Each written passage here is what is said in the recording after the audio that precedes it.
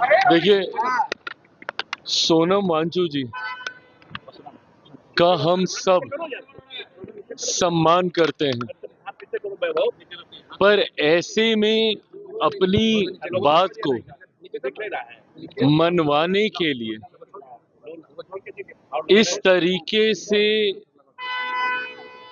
अनशन पर बैठना, आप प्रदर्शन करें, शांतिपूर्वक प्रदर्शन करें, सरकार के पास अपनी बातों को भिजवाएं और हर चीज पर चर्चा हो सकती है, बातचीत हो सकती है।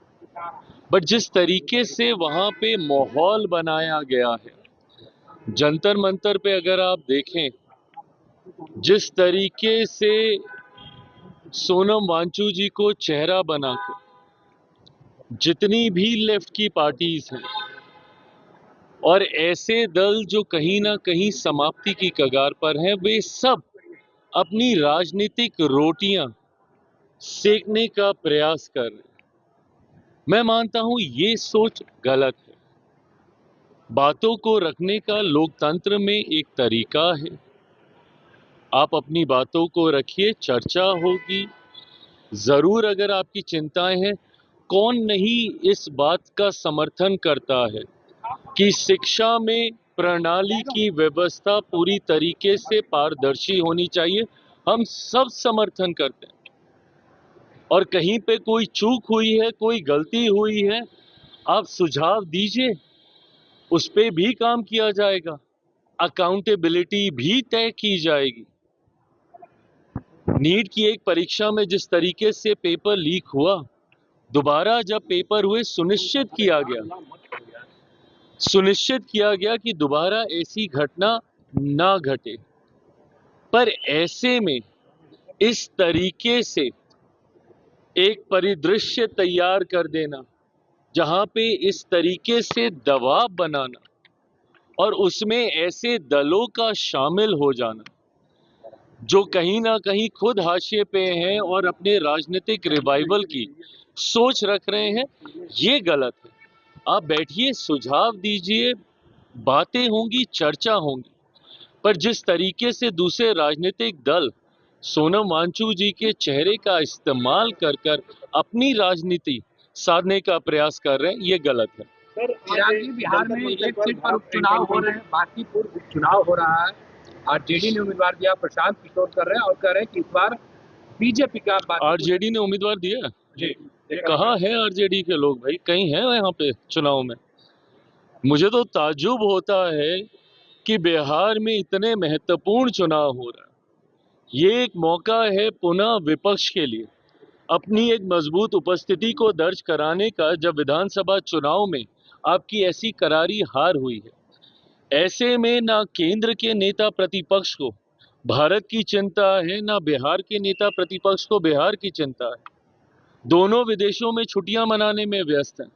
तो ऐसे में बांकीपुर विधानसभा के चुनाव में मैं तो मानता ही नहीं कि राजद कहीं वहां पर है, क्योंकि जब उनके नेता को ही चिंता नहीं है, जब उन्होंने खुद अपनी पार्टी जिनकी चुनाव लड़ रही है और वे स्वयं यहां से गायब हैं लंबे समय तक, बिहार में इतने महत्वपूर्ण पद की जिम्मेदारी लेने के बावजूद नेता प्रतिपक्ष कोई मजाक का पद नहीं है।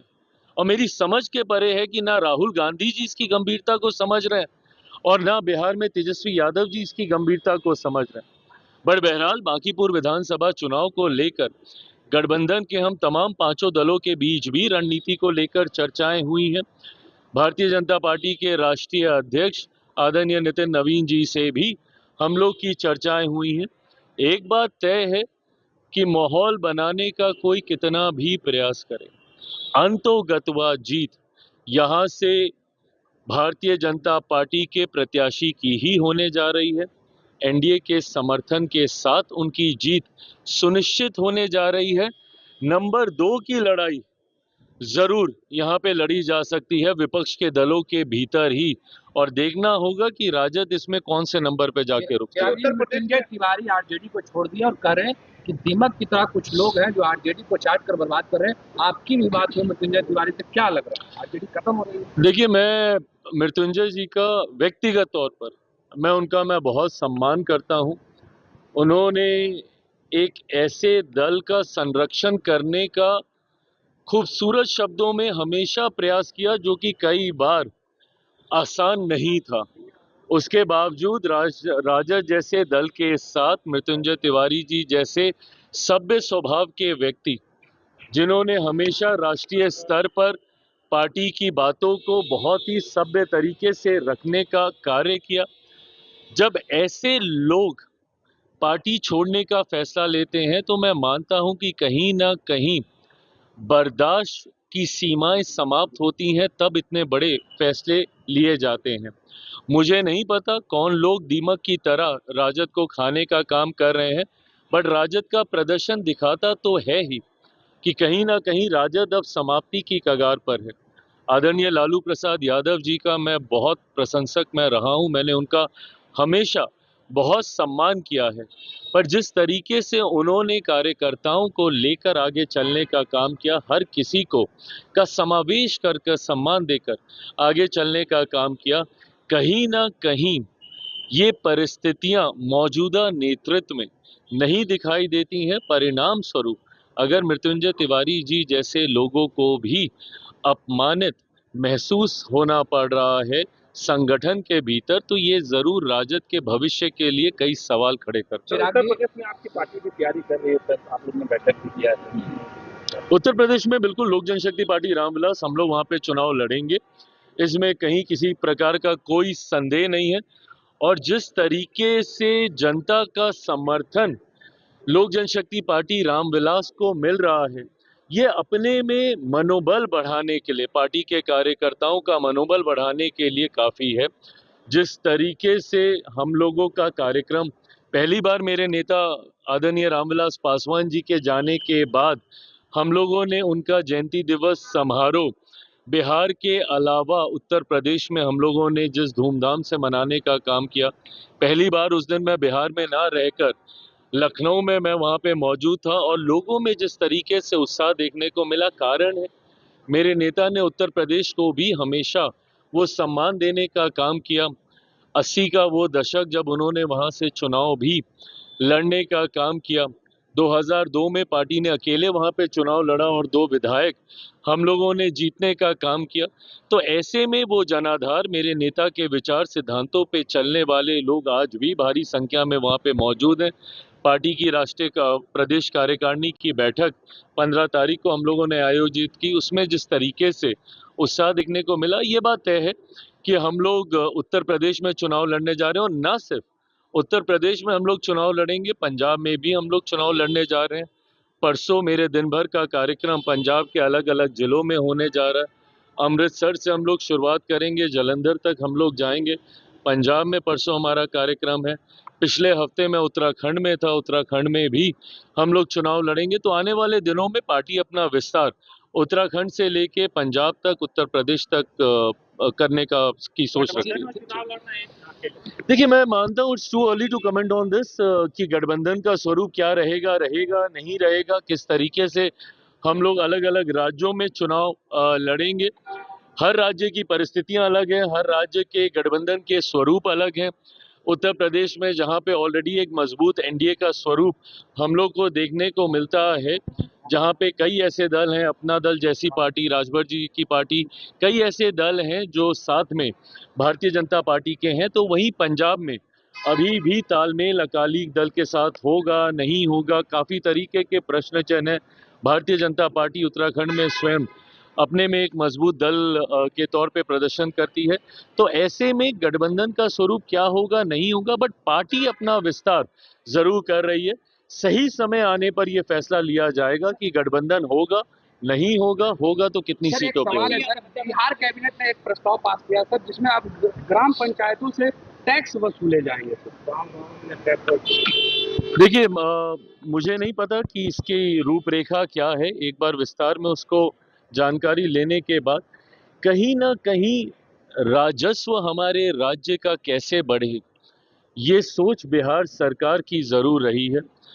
हमारे दोनों मंत्री संजय पासवान जी, संजय सिंह जी, जितने भी इस तरीके के एजेंडा बिहार कैबिनेट के समक्ष आते हैं, गंभीरता से उसके ऊपर पार्टी अध्ययन करती है। पार्टी की राज्य इकाई उस पे अपनी सोच को कैबिनेट के भीतर रखने का कार्य करती है।